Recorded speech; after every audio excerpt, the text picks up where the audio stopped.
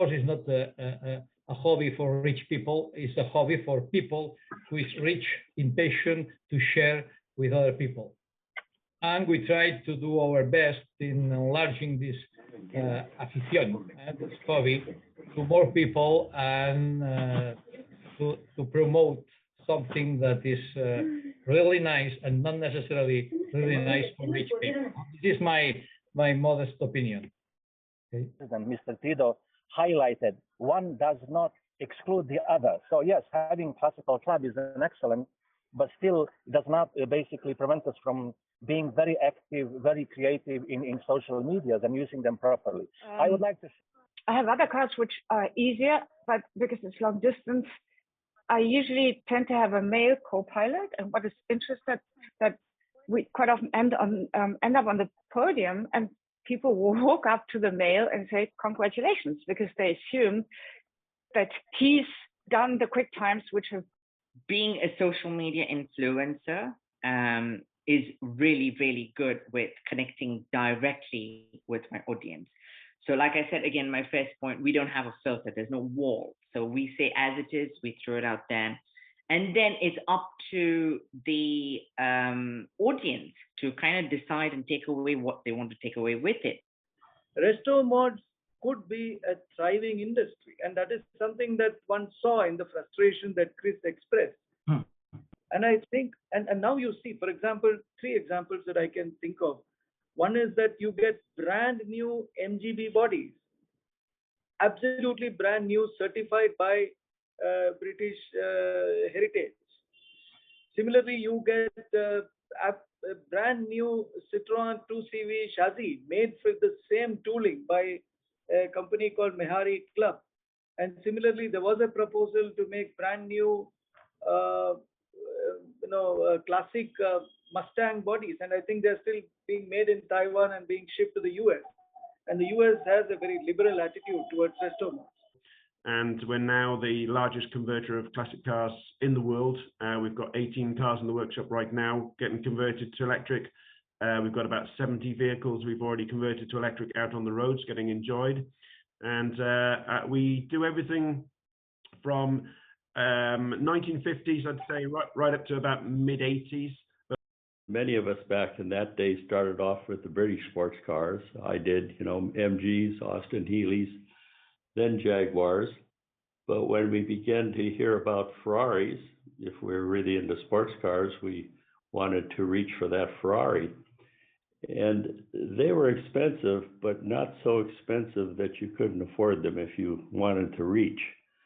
When it's about younger people, one of my major concerns is indeed to transfer the knowledge and skills. So I think that's a real task we have to look at the aspect of the education, the technical skills that we need to keep vehicles on the road, because putting vehicles in a museum, for that you don't need many skills. But to keep them on the road, that of course implies that we need also in future mechanics and people that can restore a car. The 740,000 motorcycles in Canada are responsible for only 0.16% of the carbon dioxide emitted by motor vehicles.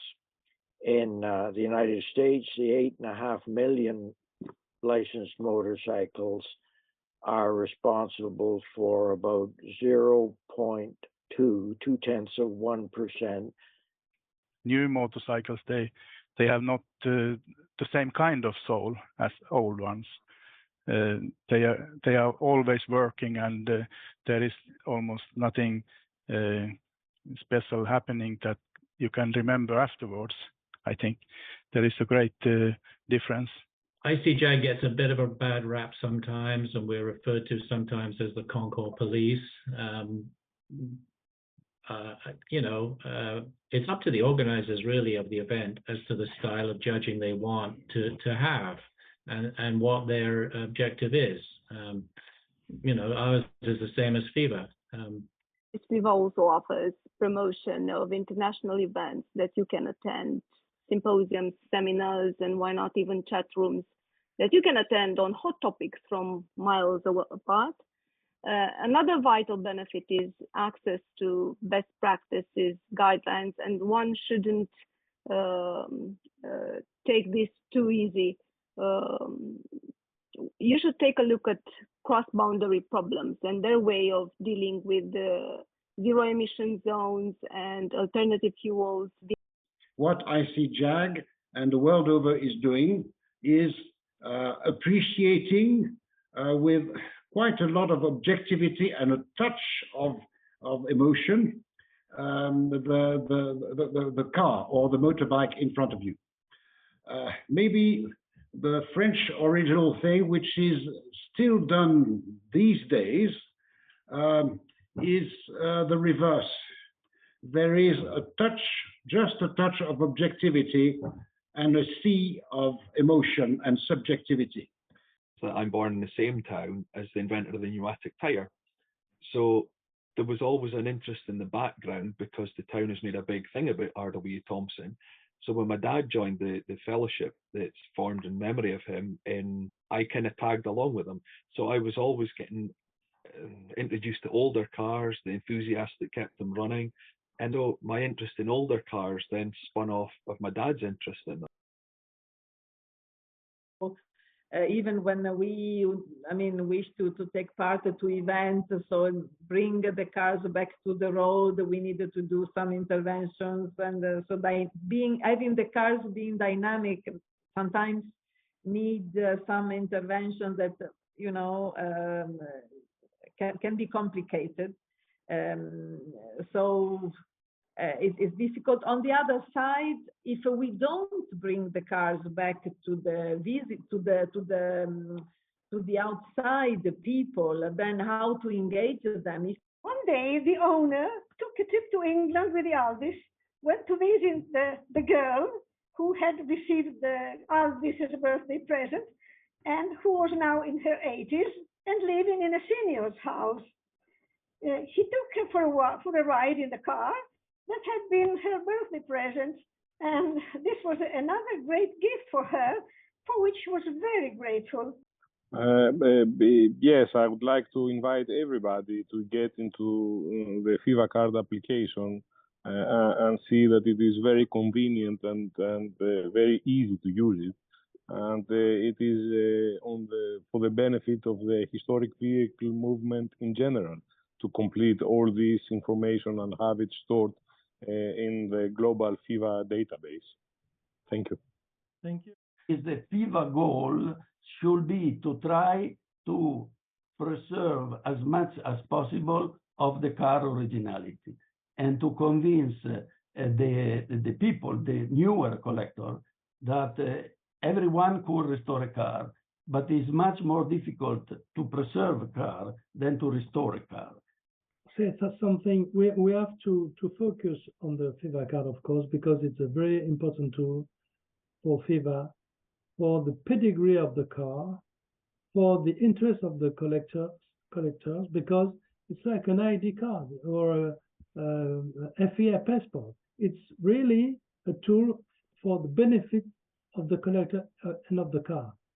Event types, we do all sorts of events, but I'll categorize them simply. We do touring events where there is no time schedule, basically no competitive element. The next one is regularities, where we tend to have similar routes. They'll be to nice places, but you'll have some competitive sections. But beyond that, we have static shows and exhibitions, and also we have the concours events. One of my roles in the Vintage Motorcycle Club is the international ambassador. If you're seeking a club around the world, the VMCC website does actually have a list, well, it's a map of all the clubs that are linked into us as associates. And indeed, if anyone wants to become an associate, let me know and I'll get them in. Would it be possible to change our status within FIVA to make the identification card compulsory? Where? Everywhere or in? Everywhere. Impossible. Well, I will say. Why is it impossible? It's a